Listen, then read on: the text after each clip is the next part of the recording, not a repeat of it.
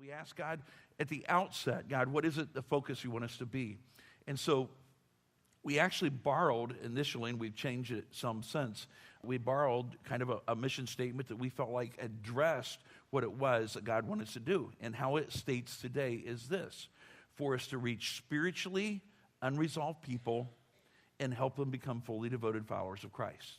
It's as simple as kind of two things. One is to focus on reaching people who have not established themselves in their faith, or if they have started a journey in faith but maybe have gotten stuck somewhere along the way, to help them get spiritually resolved to the point they're clear in their relationship with God, and then to grow in that faith to where they become fully devoted followers of Christ. I don't think there's anybody in here, even if you're a first-time visitor, that would have a problem with our mission, that we would find spiritually unresolved people and help them become fully devoted followers of Christ. I don't think, unless you're an atheist. If you're an atheist, I'm super glad you're here, because those are my favorite kind of people to engage with. So if you're an atheist and you're here, I just want you to know, I'd like for you to become my best friend for the next while, okay? Because I love that journey, and God's allowed me to have that journey with at least what I would call severe agnostics, and because I'll tell you, at the core of anyone who's an agnostic in particular, and maybe an atheist, is truly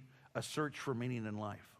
And so what I know is, I know if they're truly searching, you'll find it. We've geared what we do on Sunday morning around that idea that this is a safe place for you to bring your spiritually unresolved people to.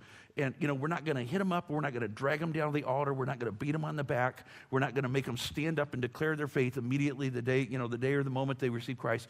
It's a safe place where people can come and explore Christianity.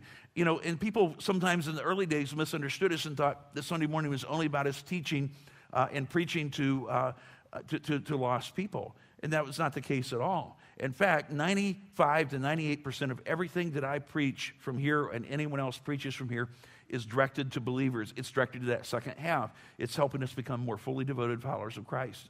But here's the key difference between how we do it and in some settings, and that is this: everything we do, we intend to do in such a way that if you have a non-believer sitting beside you, they're not lost in a bunch of theological pie in the sky and a bunch of churchianity that they can't understand, and a lot of routines and rituals that they know nothing about, and so that they walk in here and walk out and go, what was that about?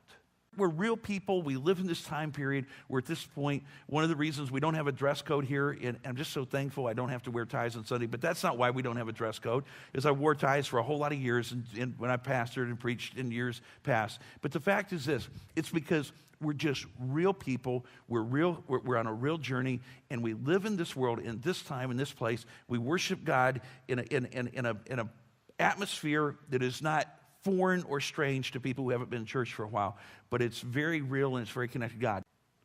I believe what Westtown as a church in our mission has to offer is something in the programs that are in place, again, except for some minor adjustments in a couple of areas, is a place that is too much of a best-kept secret.